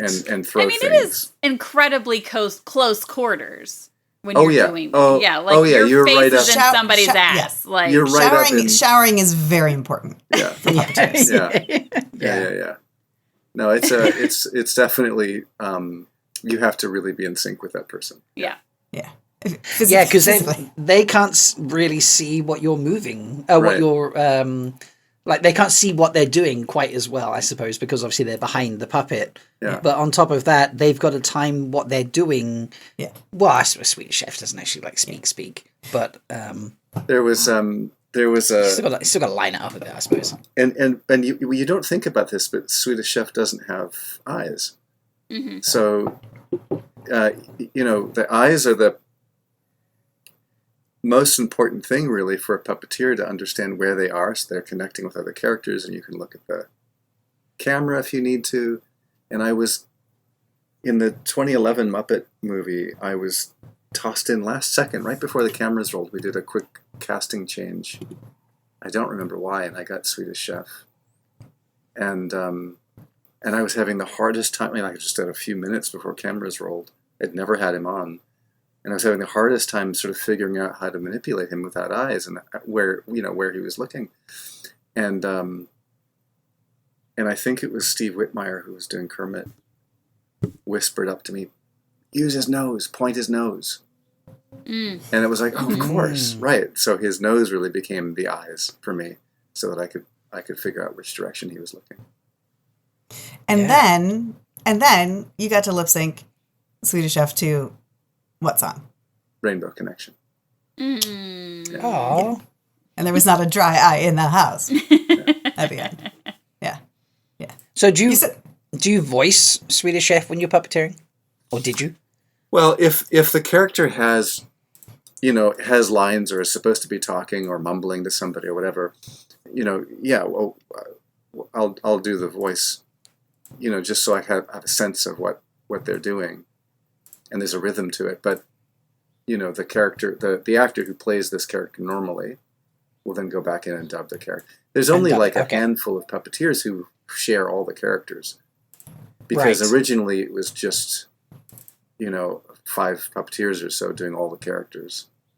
And so I and other puppeteers will go in and do if somebody has normally 2 characters, but both those 2 characters are on screen at the same time, then you need a different puppeteer to do that character, so they can perform simultaneously. And if one of those characters is like the scene is more about them, then that primary actor, primary puppeteer will do that character, and then toss Swedish Chef off to a double, so that, and in this particular instance, he was in the background of everybody singing. Right. But Eric, who does Swedish Chef? Is it Eric now? That's a really good question. Or it's Matt Vogel. I don't know. I'm not sure in any who case, does Swedish Chef now. Yeah, but the puppeteers were doing like the primary characters in the front of the stage, and David was like 2 tiers back, doing Swedish Chef. So it just depends on the scene. Yeah. Yeah. But if you go, I also, going back to the hands thing. So if you go back and watch early Swedish Chef stuff, so much of David, chemistry is such a big part of casting and of the magic that happens when people fall in love with something. And I will argue forever that a big part of the Muppets' success was the chemistry between Frank and Jim. Mm-hmm. And, Bert and Ernie and watching Kermit and Piggy. Absolutely. And watching them do things together was so much of where the magic of early Muppet stuff came from. And so if you go and watch Swedish Chef, early Swedish Chef was, I think, just like they came up with a character that would be funny to do, because it's like the old game when you play with the person, you put your hands through somebody else's shirt and you try to be hands for them and feed them.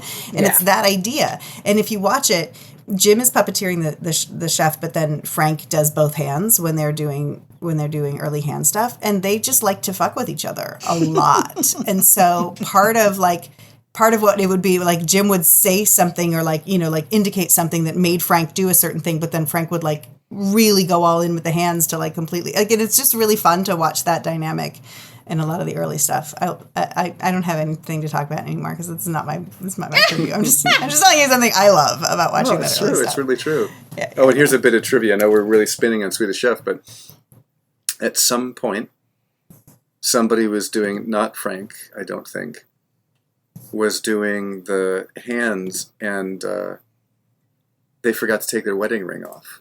And it was filmed and released. So the conundrum was, do we keep doing it for continuity, or do we just pretend that never happened? And so the decision was, we keep doing it, and Swedish Chef is married. So he got married at some point.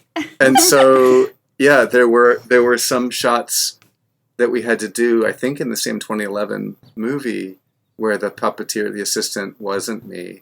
And so I loaned them my wedding band so that he could be consistently married in every shot. So wait, that's our wedding ring in the shots? Do I not know? How do I not know the story? Or That's I just amazing. forgot it. I'm sure I told you at the time. That's hilarious. You must have. So who is Swedish Chef married to? Do we know? Has that been decided? I don't think we've ever determined that. Oh, Light Blinded Fool is on and says Laris. Yeah, Laris Laris, is a definite. Yeah. I think we probably stick with Laris. It seems like the Okay. easy pick. Sure. And I could see Laris having a secret husband that no one. And I still Yeah. love Chelvannon as Rizzo. So Yes, that does still work. Yeah. Mom says Swedish Chef's wife is a Swedish masseuse. That's really kind funny. of, Nice, That's Mom. great. that's kind of perfect. All right. That's perfect. That's perfect. Also, like, very handsy. I love this. Yeah. Can we please create this character, David? Statler. Oh God, who is Statler? Well, you have to think. I mean, Sattler and Waldorf are together, so you really have to think of those two together. Oh my God, it's Ramonda and Lelaine. Yes, it is. Yes, it is. You haven't You're got about to to these- meet them in this book, David. You Oh, haven't met okay. them yet, but you'll meet them very shortly. And it is so perfect. Who's who? They're two Aes Sedai who are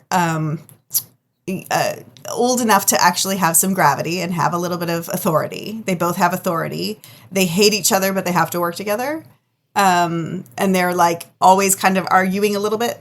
Like That sounds perfect. yeah. Wait, so So- who's who? I mean, I don't know if it Well, really Statler's matters, Lelaine. Okay. Statler's Lelaine because Ramonda's a little Romonder, but- Okay. I believe. Yeah, and also I feel like Lelaine gets a little bit more. She gets one over on Ramonda a little bit more than Ramonda gets over her, and I do always feel like Statler is a little bit more. And a blue tie. Oh, and Statler's wearing a blue tie. And and Lelaine is blue, and Waldorf has a yellowish tie, and Ramonda's a yellow. I love this. Okay. All right. All right. Yeah. Oh, that's amazing. Light Blind Fool has a he said that's a great pick, but run up Adelaide and Van Dien. Yeah. They're sisters. So Adelaide and Van Dien, David, are sisters that they have in the show changed Varen into having the sister Adelaide. So Adelaide is the sister of Varen who's like all into land, and she's like, take your shirt off again. And do you need to warm up Oh, more? right. Right. And those are it's twin sisters in the books that they then took one of them out and made Varen the sister in the show. Oh, Yeah. yeah. I feel kinda like they like definitely merged- have more Ramonda and Lelaine vibes with how crotchety they are. I would agree that Yeah. more Ramonda and Lelaine. Yeah. Yeah, like they definitely took some of Van Dien's stuff from the books and some of her character and gave it to Varen. Yeah. For the show, she's like, I would say 30% Van Dien, 70% Varen in the show, somewhere in that sort of ballpark. But yeah, I like. I mean, because I also like Adelius and Varen as them as well. You know, there's that fun of like Statler would be Varen. No, Waldorf is Varen. Waldorf would be Varen. Statler is Adelaide. Well, I think we see Statler hitting on people now, but you know. yeah. I- David.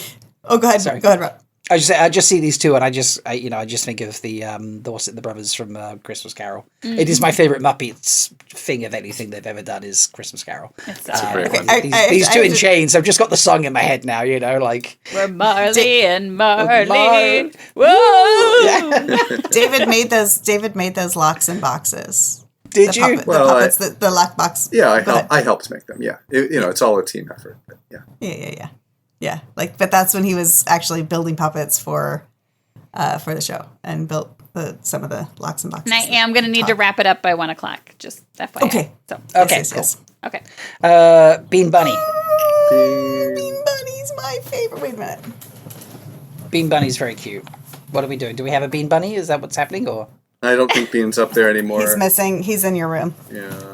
Sorry, on my bookshelf right here, I have a couple stuffed animals, and Bean used to be there, but he's not there at the I moment. don't know Yes, where he's Bean usually is.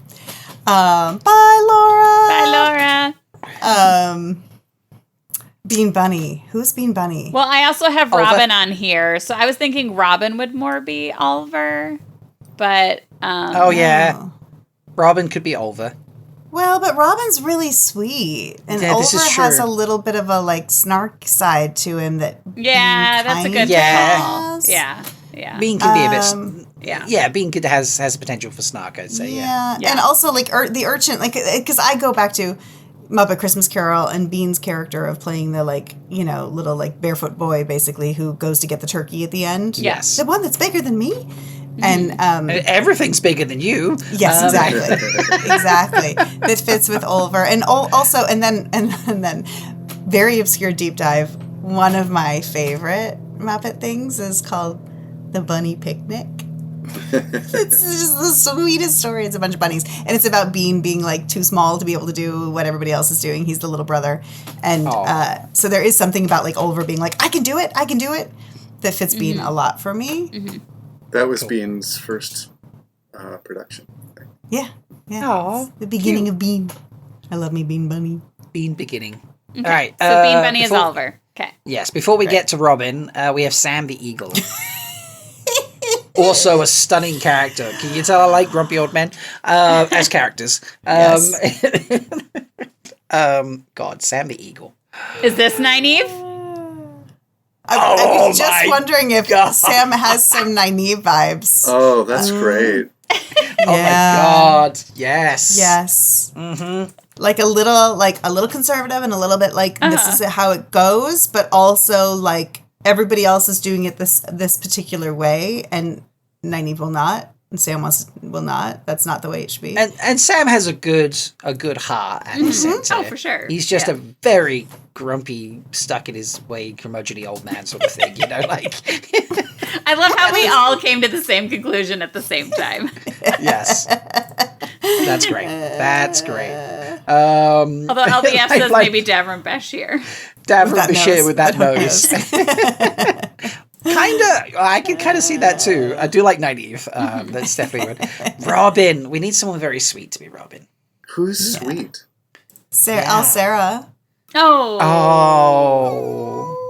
Squash.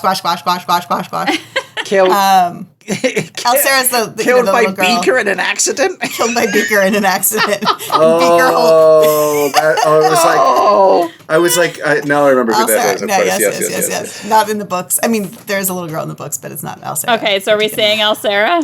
I kind of so something about Robin is definitely giving me Aiel vibes too. I don't know why. I have no idea why. There's obviously no frogs in the Aiel ways. They don't even know what a frog is, which I just read that line. Like, if it's in Egwene's point of view, and she says something about like when Bear says jump or says frog, we jump, but she doesn't even know what a frog is, anyway, or she's never seen a frog. Light Blinder Fool does say that Robin is squishy.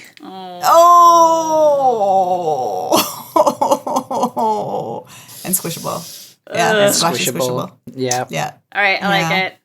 I mean, I like it, but I don't like it. But yeah, agreed. Sorry, we went dark. All right, and then Sweetums, we were saying Someshta. I like Sweetums as the Green Man. I like that. I like Sweetums as loyal too, but I like Sweetums as the Green Man. I think that there's something just kind of like considering like otherworldly, and like if you think about the Muppet movie, and like he keeps getting left behind in the Muppet movie. Yeah, like, Sweetums is always like suitcase.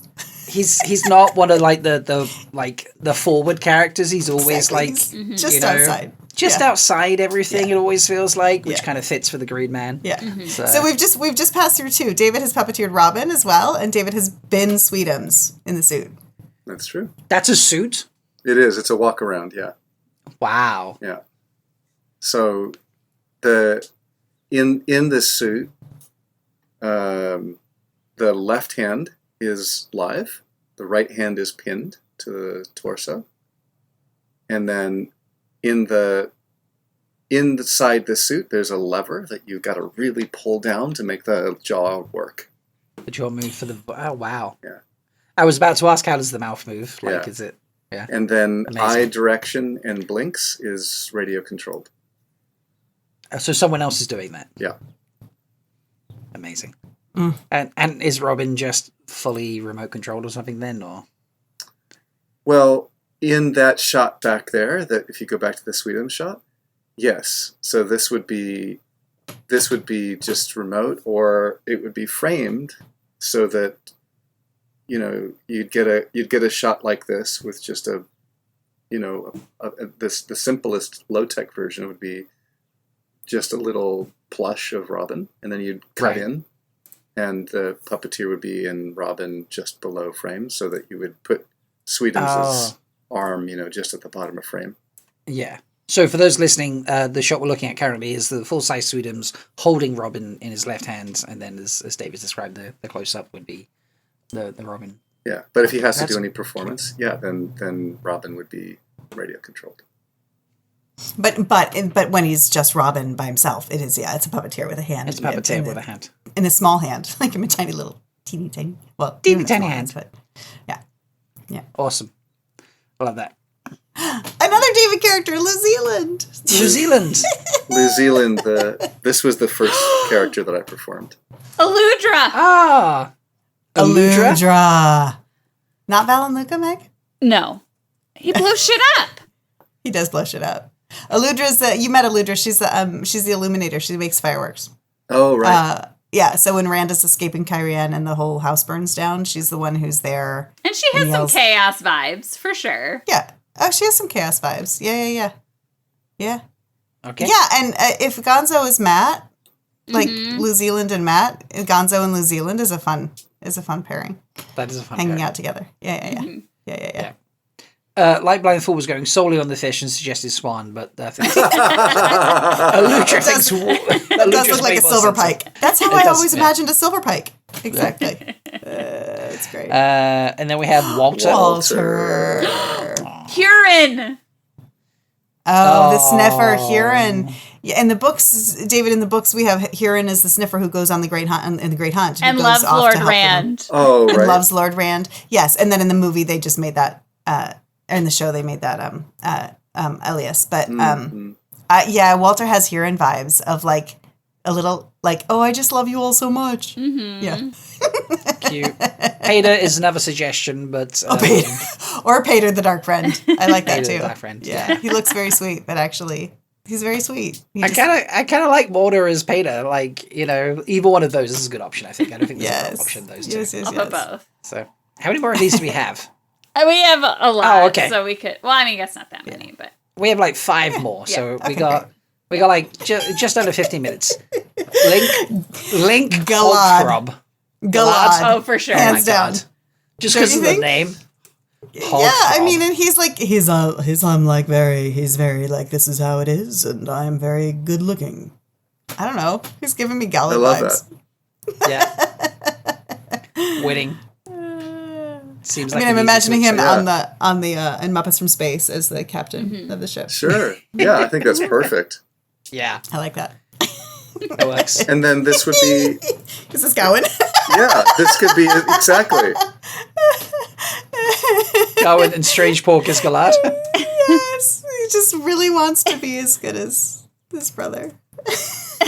Yeah. Well then Piggy might be Elaine. Ooh. Oh. Oh, why did we not come I to could that? see that. Yeah. I could see that. Yeah. Yeah. Oh my God. The whole cast of Muppets from Space is just the Trahan family. Yeah. The Adoran family. Also, I really want to just be in the room when some of these names are like just workshopped, because like Hogthrob and Strange Pork. I want to just like, please tell me someone recorded those brainstorming sessions, because these names are these are just like, I'm not familiar with some of these and they're killing me. So These are great. I like that. Oh, Crazy Harry. Oh, so Crazy Harry blows stuff up too. So wouldn't he be Logain? Oh, that's kind of interesting. Yeah, if we're keeping Zoot as Lan, then Crazy Harry has some Logain vibes, like ha ha ha, the like crazy laughter and the like, and I mean just physically hitting the. Now, Mom is not. He's wringing his hands right now in this image, or just like Dashiva Logain was doing, or Dashiva. Yeah. Okay, we can give him Logain for a little while and like move him into Dashiva when you're in the books and farther. Yeah, I'm liking him for show Logain. Mm-hmm. Show Logain's good. Yeah. He's more show Logain than book Logain for me, in a way. Agreed. Yeah. Uncle Deadly. Ooh. Well, he's got to be a Forsaken. Yeah, I'm thinking. Is she? Yeah, for sure. Yeah. Oh, definitely. For sure. He's definitely Ishi. Like, he dresses up. Ishi look at dresses he's up, like- you know, Yeah. like. Oh, this is a hands down. Yeah. I mean, I want to put this actually next to a picture of Ishi in his leather Yeah. suit, you know, because like, yeah, that's great. And Paint the Ferris white Ferris collars. blue, and you've got the same person. So, you know. Exactly. Yeah, that one we need to do as a side by side for sure. It's perfect.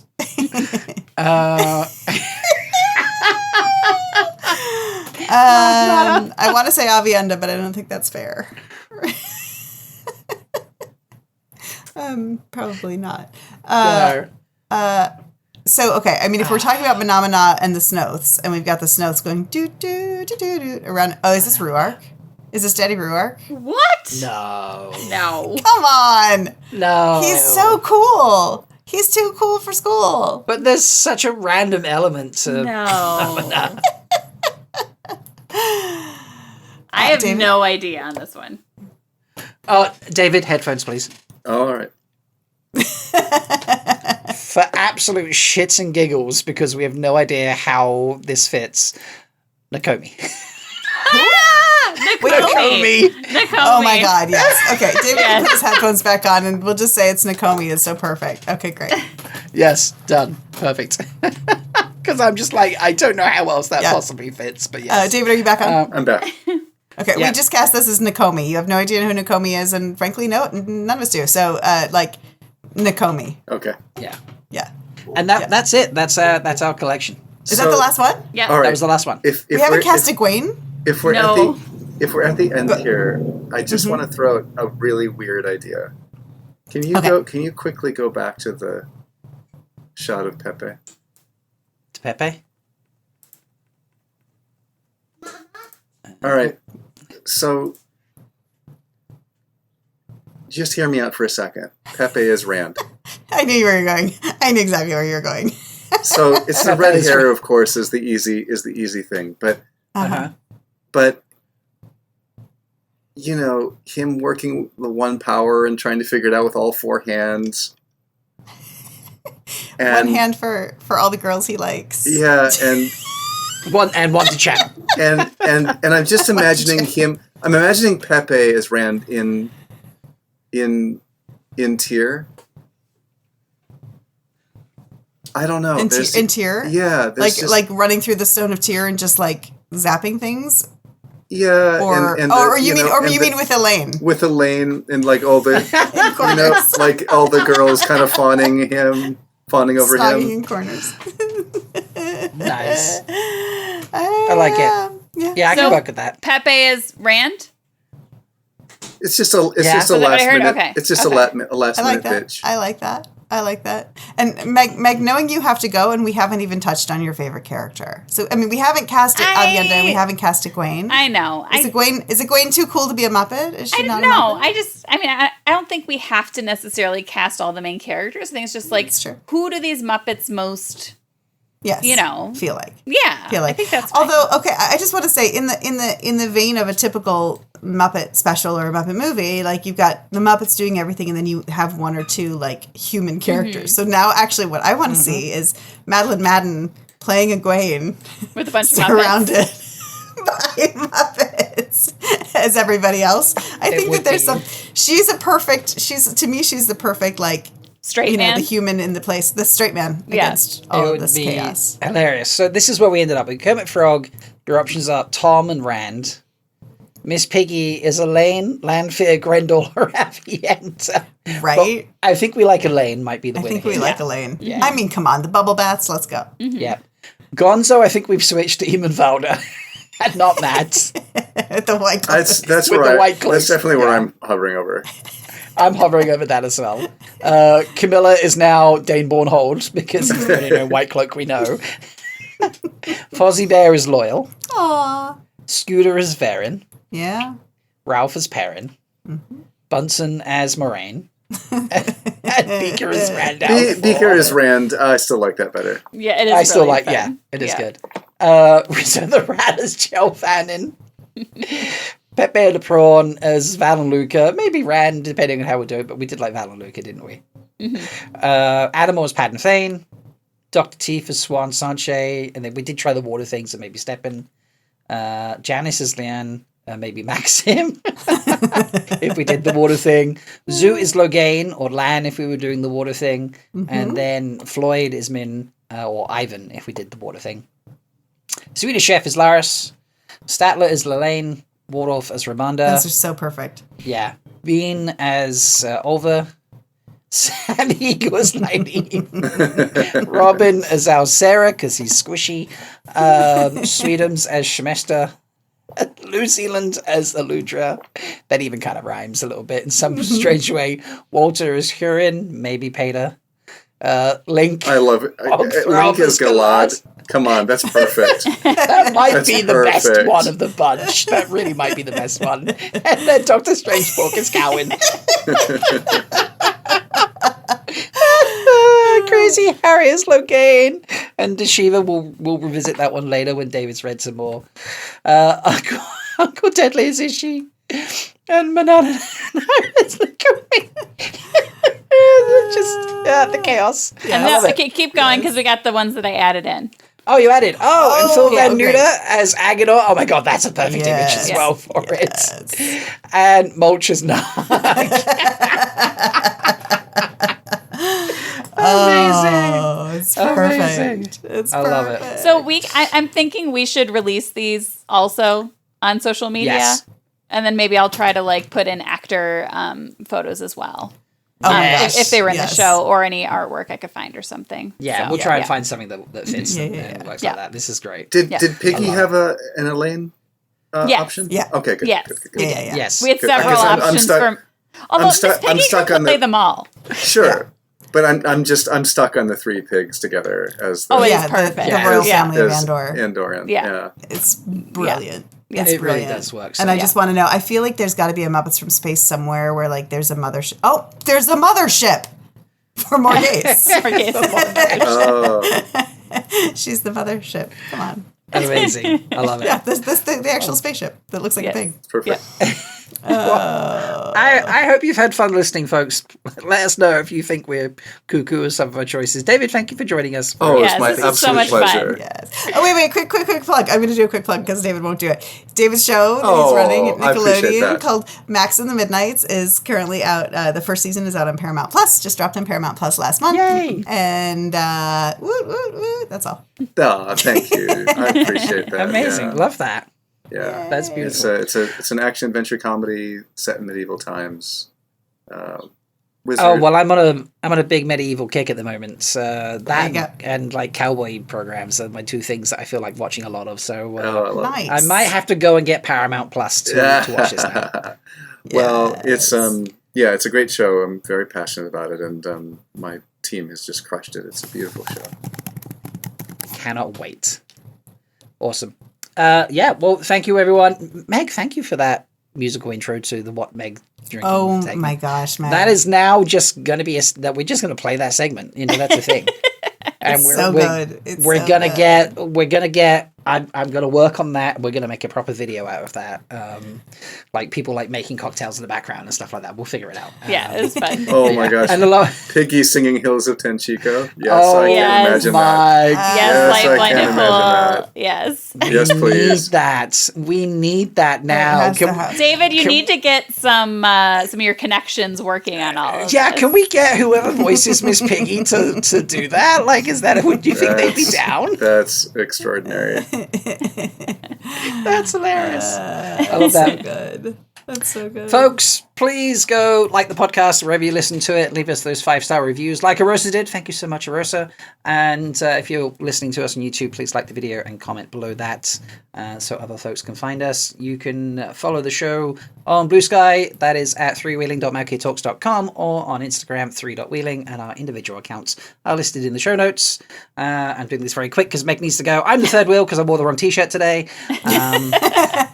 That's because I'm But we have saving it 4 for wheels. Mount Kirikon. But we have 4 wheels today. It's good. So still lopsided because I wore the wrong t-shirt, but that's fine. But I think that's it. And we will see you next time where who knows what chaos we'll get up to. Bye. Once again, we've proven that even when you're the third wheel, You can always find a place to fit in. Join us next time On Three Wheeling. on three-wheeling. on Free Wheeling.